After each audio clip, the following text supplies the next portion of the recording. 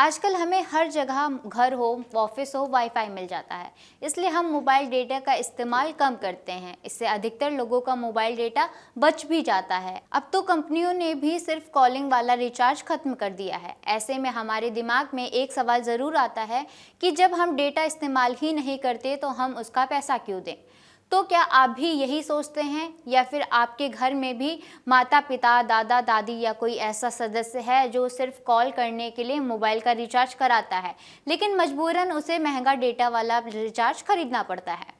मध्यम वर्गीय परिवार के लिए तो ये एक सिरदर्द भी है। अगर आपका जवाब हाँ है तो आपके लिए एक अच्छी खबर है, शायद आपको जल्द ही इससे मुक्ति मिल जाए, क्योंकि भारतीय दूरसंचार नियामक प्राधिकरण यानी TRAI ने एक ऐसा प्रस्ताव रखा है जिससे आने वाले समय में करोड़ों मोबाइल यूजर्स का रिचार्ज बिल कम हो सकता है, खासकर उन लोगों का जिन्हें इंटरनेट की ज़रूरत नहीं है। ट्राई ने दूरसंचार उपभोक्ता संरक्षण विनियम 2026 का मसौदा जारी कर दिया है। इस मसौदे का सबसे बड़ा संदेश है, डेटा नहीं चाहिए तो उसका पैसा क्यों दें। अगर ये प्रस्ताव अंतिम रूप ले लेता है तो टेलीकॉम कंपनियों की हर वैधता अवधि के लिए बिना डेटा वाले यानी सिर्फ कॉल और SMS वाले प्लान भी उपलब्ध हो सकते हैं। अब सवाल ये है कि आखिर ये बदलाव क्यों ज़रूरी हो गया है।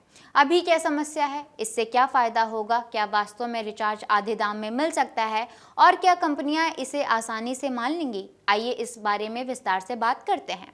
सबसे पहले ये समझना ज़रूरी है कि आज भारत में मोबाइल रिचार्ज कैसे काम करता है। पिछले कुछ समय में टेलीकॉम कंपनियों ने लगभग सभी प्रमुख प्रीपेड प्लान्स को डेटा आधारित बना दिया है, चाहे आपको इंटरनेट चाहिए या नहीं। ज़्यादातर मामलों में आपको कॉल, SMS और डेटा का कॉम्बिनेशन वाला प्लान ही खरीदना पड़ता है। मान लीजिए कि आपके घर में कोई बुजुर्ग व्यक्ति सिर्फ कॉल करने के लिए मोबाइल का इस्तेमाल करता है, या फिर आपने दूसरी सिम सिर्फ बैंक OTP, कॉल या ज़रूरी मैसेज के लिए रखी है। ऐसे में भी आपको महंगा डेटा वाला प्लान ही खरीदना पड़ता है, जबकि उस डेटा का इस्तेमाल लगभग शून्य या ना के बराबर होता है। यही वह समस्या है जिस पर अब ट्राई ने ध्यान दे दिया है। ट्राई का कहना है कि अगर कोई उपभोक्ता डेटा इस्तेमाल ही नहीं करता तो उसे डेटा का पैसा देने के लिए मजबूर क्यों किया जा रहा है। इसी सोच के साथ नियामक ने नया मसौदा जारी कर दिया है। अब जानते हैं कि इस मसौदे में प्रस्ताव क्या है। ट्राई ने सुझाव दिया है कि जितनी वैधता वाले डेटा प्लान टेलीकॉम कंपनियां बाजार में बेचती हैं, उतनी ही वैधता वाले केवल कॉल और SMS प्लान भी उपलब्ध हों। यानी अगर किसी कंपनी के पास 7 दिन, 28 दिन, 56 दिन या 84 दिन वाला डेटा प्लान है तो उसी अवधि का बिना डेटा वाला प्लान भी ग्राहकों को देना होगा। इसका मतलब ये होगा कि ग्राहक अपनी ज़रूरत के हिसाब से प्लान चुन सकेंगे। अगर आपको इंटरनेट चाहिए तो डेटा वाला प्लान लीजिए, अगर सिर्फ कॉल करनी है तो केवल वॉइस और SMS वाला सस्ता प्लान चुन सकते हैं। यानी पहली बार ग्राहकों को उसकी ज़रूरत के अनुसार विकल्प मिलेगा, ना कि कंपनी की मजबूरी के अनुसार। अब सबसे बड़ा सवाल, क्या इससे रिचार्ज वास्तव में सस्ता होगा? हाँ, ऐसा हो सकता है। विशेषज्ञों का मानना है कि आज के अधिकांश मोबाइल प्लान्स की लागत का लगभग 50 से 70% हिस्सा डेटा सेवाओं से जुड़ा होता है। अगर डेटा को प्लान से हटा दिया जाएगा तो कॉल और SMS वाले प्लान की कीमत काफ़ी कम हो सकती है। उदाहरण के तौर पर मान लीजिए अगर कोई प्लान 300 रुपये का है और उसमें डेटा शामिल है, तो भविष्य में शायद उसी अवधि का केवल कॉल और SMS वाला प्लान लगभग 100 से 150 रुपये के बीच उपलब्ध हो सकता है। हालांकि ये सिर्फ एक अनुमान है, अंतिम कीमत टेलीकॉम कंपनियां ही तय करेंगी, लेकिन इतना तय है कि डेटा हटने से कीमतों में उल्लेखनीय कमी आने की संभावना है। अब सवाल उठता है कि इसका सबसे ज़्यादा फायदा किसे मिलेगा। सबसे पहले उन करोड़ों फीचर फोन यूजर्स को जो आज भी इंटरनेट का इस्तेमाल नहीं करते। दूसरा फायदा बुजुर्गों को होगा। भारत में लाखों वरिष्ठ नागरिक ऐसे हैं जिन्हें स्मार्टफोन चलाने में रुचि ही नहीं है, वे सिर्फ कॉल करने और कॉल रिसीव करने के लिए मोबाइल का इस्तेमाल करते हैं।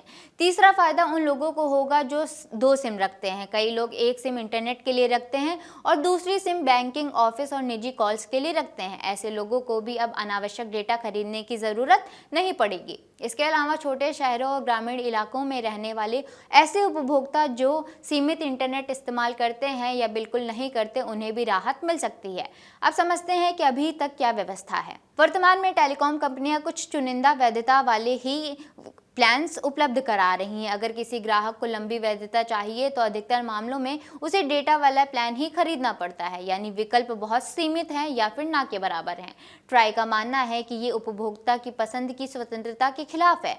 ग्राहक को वही सेवा खरीदनी चाहिए जिसकी उसे ज़रूरत है। अब बात करते हैं कि आगे क्या हो सकता है।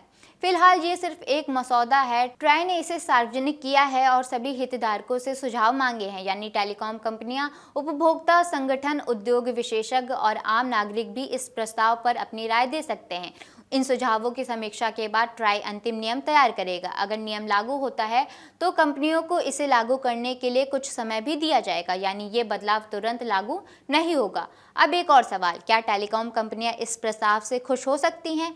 ये कहना अभी जल्दबाजी होगा, क्योंकि पिछले कुछ वर्षों में कंपनियों ने 5G नेटवर्क, स्पेक्ट्रम और इंफ्रास्ट्रक्चर पर भारी निवेश किया है। लगातार प्रति ग्राहक औसत आय यानी ARPU बढ़ाने की कोशिश भी कर रहे हैं।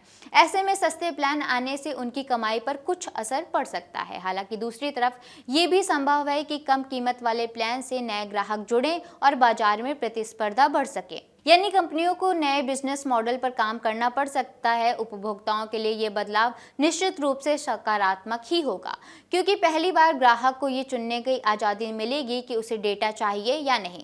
ये डिजिटल उपभोक्ता अधिकारों की दिशा में भी एक महत्वपूर्ण कदम माना जा रहा है।